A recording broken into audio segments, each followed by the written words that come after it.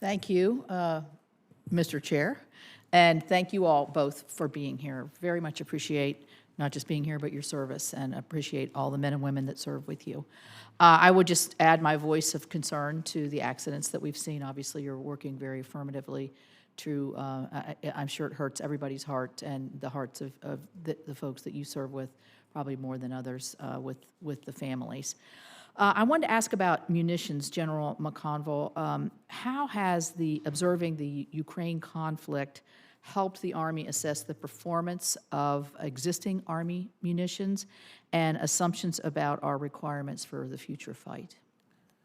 Yes, Senator. First of all, as far as our performance, I think it's showing. Things like HIMARS have become game changers. We look at the amount of 155 rounds that are being utilized; they're very, very effective. And quite frankly, U.S. weapon systems across the board have been in great demand and are working extremely well.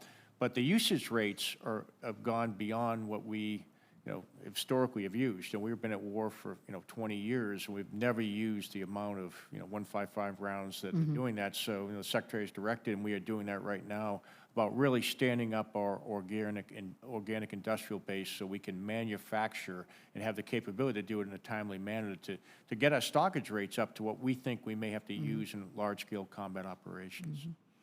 Madam Secretary, would you say in terms of what our capacity is now, let's just say we were to be engaged, I know hypotheticals are terrible, but to be engaged in something where we would need those munitions for our own purposes, are we ready to do that? I mean, we're not bleeding ourselves down to a point where we would not be ready, but we need to replenish. Is that the case? As we've looked at the Ukrainian request for support, we've weighed that very carefully. So we are not, giving away more than we can afford to, if you will.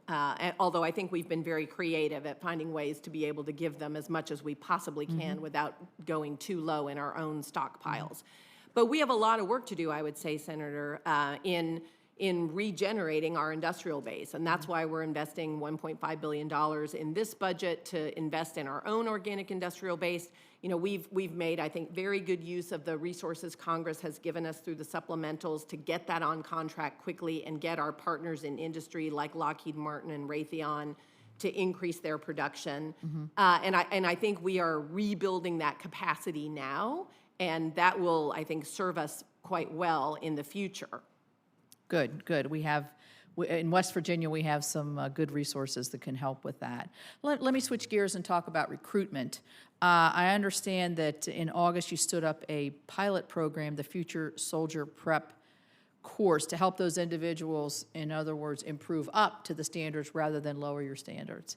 So, General, how is that working? Are you getting a lot of uptake on it? Is it making improvements? I know you're having recruiting issues.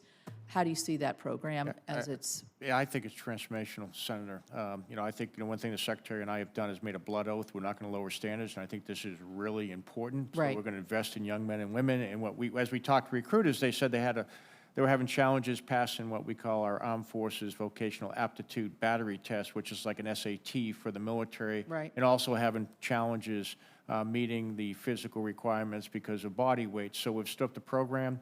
And we've had about a little over 8,000 actually go through the program right now. We're seeing a 95% success rate. I think there's something there. I think it's the future.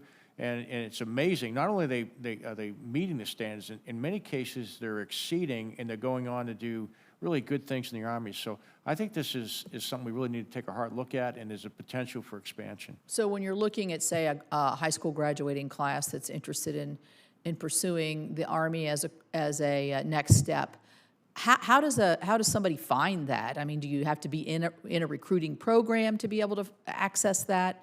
Is it generally accessible, or? Well, the best way, it's very accessible. You can go on the internet and contact recruiter. You can go to a local recruiting station, and then what happens is you start taking the tests, and if you're having challenges, we can help you get into the program. So the best way to access that is through a recruiter, an actual. Sure, on the internet or through a recruiter. Yeah. Okay, a couple of weeks ago, hundreds of soldiers for the 101st Airborne and the 82nd Airborne came to rural West Virginia for a unique training experience. They were able to get their hands on developmental technology, use it in a realistic training environment, and provide real feedback on that will impact the final product. I don't know if you're aware of that training exercise, and if you'd have any comment on what that looks like in the future. Well, first of all, I'm a little privy to 101st Airborne, a very special place in my heart, but, having units go out in places like West Virginia and work with people is really important for the work they're doing, but also for the exposure. One of the things that we need to work on is making sure that people get exposed to our soldiers so they know what the military is about and that type of training. And I think one of the values in this particular exercise is for the soldiers to get a hold of some of the newer technology or the braking technology so that it's not stuck in this developmental phase, and you can actually see what's in a simulated real situation, see what's going to work and what isn't before it, so we can get them into the actual production phase. Thank you very much. Thank you, Senator.